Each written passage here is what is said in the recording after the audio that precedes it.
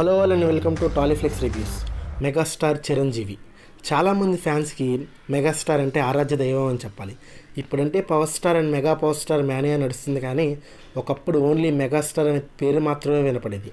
మనం ఎలా అయితే పవన్ కళ్యాణ్ గారిని అన్నయ్య అని పిలుస్తామో, ఒకప్పుడు అన్నయ్య అంటే చిరంజీవి గారే అనే చెప్పాలి. మెగాస్టార్ సినిమా వచ్చిందంటే చాలు ఫ్యాన్స్కి పండగే. ఇంకా సంక్రాంతి సీజన్లో అయితే పండగ వాతావరణం ఇంట్లో కంటే థియేటర్ దగ్గర ఎక్కువ కనపడేది. ఇప్పుడంటే ఆన్లైన్ బుకింగ్ సిస్టమ్ వచ్చింది, కానీ ఒకప్పుడు టికెట్ దొరికిందన్న ఆనందం కొంతమందిలో ఉంటే 4 షోస్కి హౌస్ఫుల్ బోర్డు చూసి ఇంకొంతమంది ఫ్యాన్స్ బాధపడేవాళ్ళు. ఇలా కొన్ని మూవీస్కి అయితే తుఫాను వచ్చి థియేటర్లో నీళ్లు వచ్చినా అలానే నీళ్ళలో నుంచి మూవీ చూశారు. కొంతమంది ఫ్యాన్స్ అయితే లారీలో వెళ్ళి మరీ మూవీ చూశారు. కొన్ని మూవీస్ మిస్ఫైర్ అయ్యాయి, కొన్ని మూవీస్ సూపర్ హిట్ అయ్యాయి. ఇవాళ మన వీడియోలో 20స్లో రిలీజ్ అయిన మెగాస్టార్ మిస్ఫైర్ అండ్ కంబ్యాక్స్ గురించి మాట్లాడుకుందాం.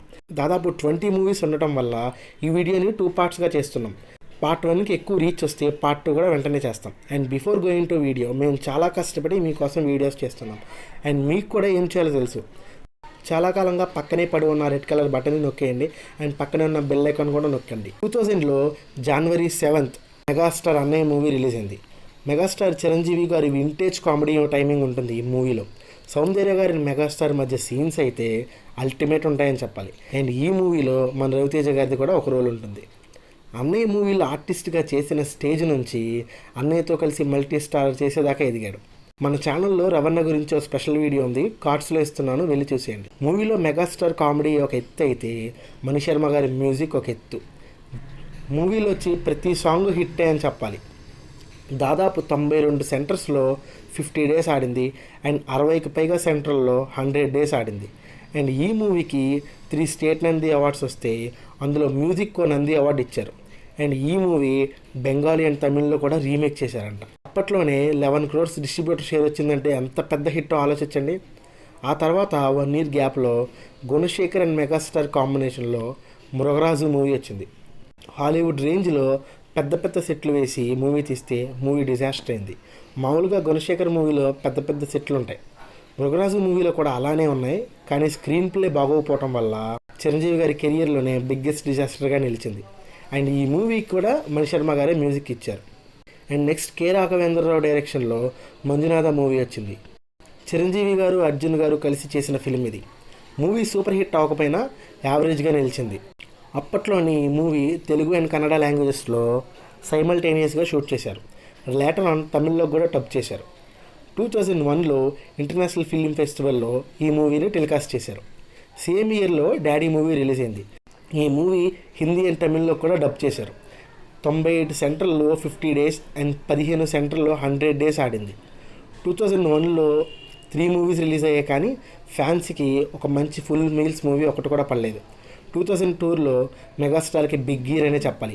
ఆ టైంలో 2002లో బి గోపాల్ అండ్ మెగాస్టార్ కాంబినేషన్లో megastar comeback movie Indira movie వచ్చింది. ఈ మూవీతో మెగాస్టార్ రికార్డులు మొత్తం మోగించారని చెప్పాలి. ఫ్యాక్షనిజం మూవీ జానర్లో చిరంజీవి గారిని చాలామంది ఫ్యాన్స్ చూడాలనుకున్నారు.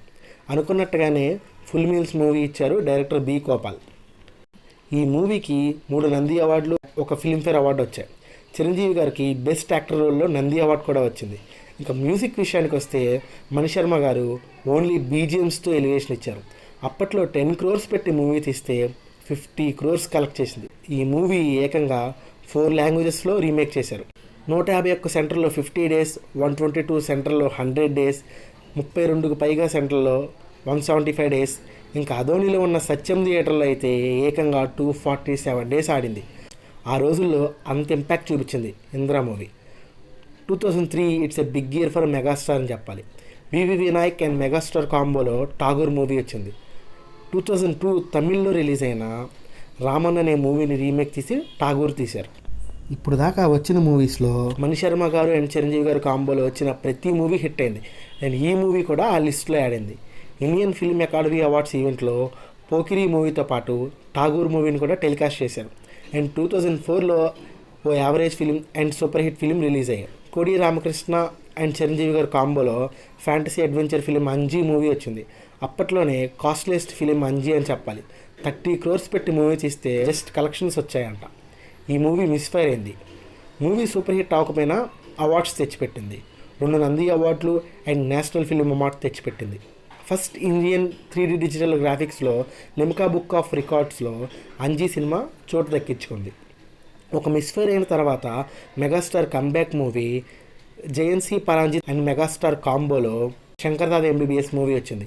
ఈ మూవీ 2003లో హిందీలో రిలీజ్ అయిన మున్నాబాయ్ ఎంబీబీఎస్ చూసి రీమేక్ చేశారు. మెగాస్టార్ అన్నయ్య మూవీ తర్వాత out and out comedy timing మళ్ళీ ఈ మూవీలో చూస్తాం. ఇంకా డిఎస్పీ నుంచి అయితే మంచి మాస్ మసాలా సాంగ్స్ వస్తాయి. అండ్ ఈ మూవీ కొన్ని సెంటర్లో 100 days పైగా ఆడింది.